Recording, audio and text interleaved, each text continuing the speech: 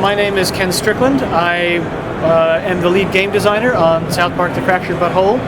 and I've bounced around and done a whole lot of other games in my history. A lot on the Ratchet & Clank series, Resistance, Bioshock Infinite, some stuff from Harmonix, and I'm just thrilled to be here and trying to make something really funny that makes people laugh. Matt and Trey were instrumental in not just writing the entire spine of the game and all the jokes and all those little character interactions that make South Park worth doing, but moreover, like, what we've really done this time around is, like, we fly down there pretty much every other week and meet together and talk about what we want to see mechanically from the game as well. And it's interesting because what we've been trying to get is, having their humor bleed into the mechanics of the game, and us offering kind of systemic ways for them to get more jokes into places that would normally just kind of be like straight-laced, RPG systems. So it's actually been really interesting, kind of like trying to find a game that serves both those masters, both like the continual stream of one-off jokes that you do it once and it kind of lives there and you don't like move it forward, and also just like systemic things that kind of bring you a chuckle each time, even though they're not kind of in the show's normal delivery style. It's a superhero genre because, again, they took all those shots that they wanted to take at kind of the fantasy trope RPG before, and it really is just kind of like the ripe new target, like all these overwrought franchises with all of these phases, like somebody has to kind of, explore that in a little bit of detail. But in terms of like what it does to the town is it allows those guys to tell a story about, South Park in a sort of real crisis, right? And just the absurdity of turning to vigilantes, when something goes wrong in, a sleepy suburban community. So it also allows you to kind of like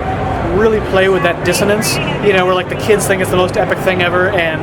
it really is just like not a huge deal, and just kind of play with just how self-important superheroes are. Our big change this time around was to make space and time matter to the combat, and space is an especially big win for us because one of the things that we really wanted to pump up from the first game was that combat would be just as fresh kind of hour 5 and 10 as it was on hour 1, and to do that you need to kind of have like interesting different circumstances, and we also wanted to get the player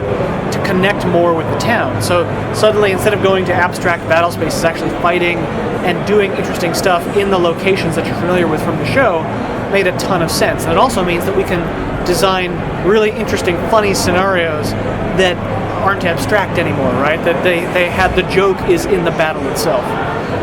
And then from the press conference, you probably saw what we were talking about time too, because we're kind of expanding this notion of a timeline,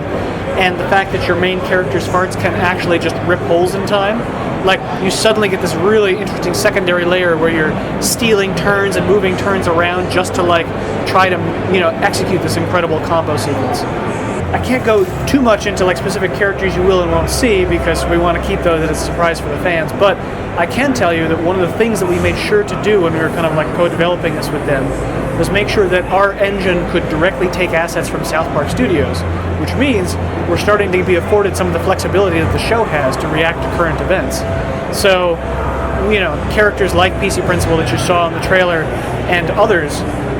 as they kind of develop these things in Season 19 and even Season 20 coming up, we're going to be able to kind of incorporate that directly into our engine, no problem, because we kind of built it that way from the outset. That's the kind of the core of those innovations. We really talked about how this is going to be an engine for, humor as well as that feeling of RPG growth that kind of everybody kind of expects out of the genre.